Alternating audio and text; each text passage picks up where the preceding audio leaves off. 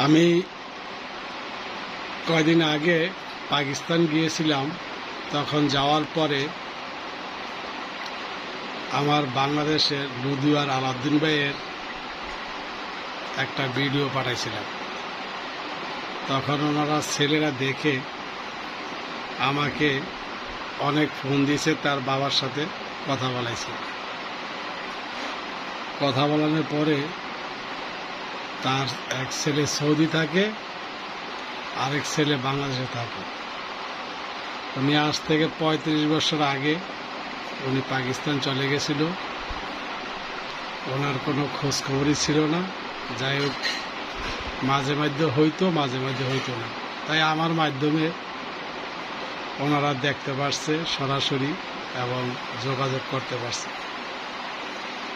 এখন কথা হচ্ছে যে ওনার 2টা ছেলে, বাংলাদেশে একজন, সৌদি আরব একজন।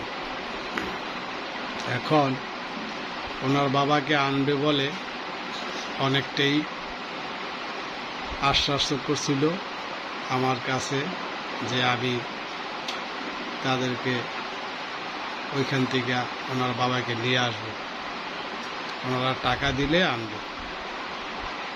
এখন মেন কথা হচ্ছে কি, উনি যে ওনার যখন ছোট ছোট রেখে বাচ্চা উনি পাকিস্তান চলে গেছে, যাওয়ার পর উনি ওইখানে তেমন একটা সুবিধা করতে পারে নাই। নিজে খাইয়া লইয়া চললেই অনেকটা কষ্টকর। যাই হোক, ওনার ছেলেরা যখন বড় হয়েছে, বিদেশে গেছে পরিপূর্ণভাবে, এখন টাকা পয়সা ইনকাম করে। এখন উনি বলছে যে 15 দিনের মাধ্যমে নিয়ে আসবে, কিন্তু আজকে 6 মাস হয়ে গেছে, এখন আর বাবার খোঁজ খবর নেয় না। বাবা অসুস্থ হয়ে ওইখানে আছে। আর উনি যে একটা রুমে থাকে, আমি তো ওনার রুমে গিয়েছিলাম, অন্ধকার, কারেন্ট নাই।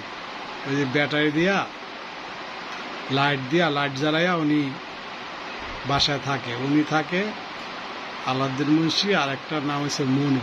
এই 2জন লোকে থাকে।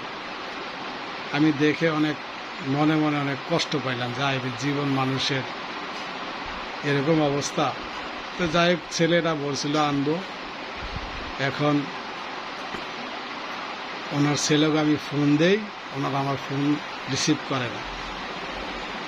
এক ছেলে বাংলাদেশের 70 থেকে 80 হাজার টাকা ইনকাম করে, সেটা আমাকে বলছে।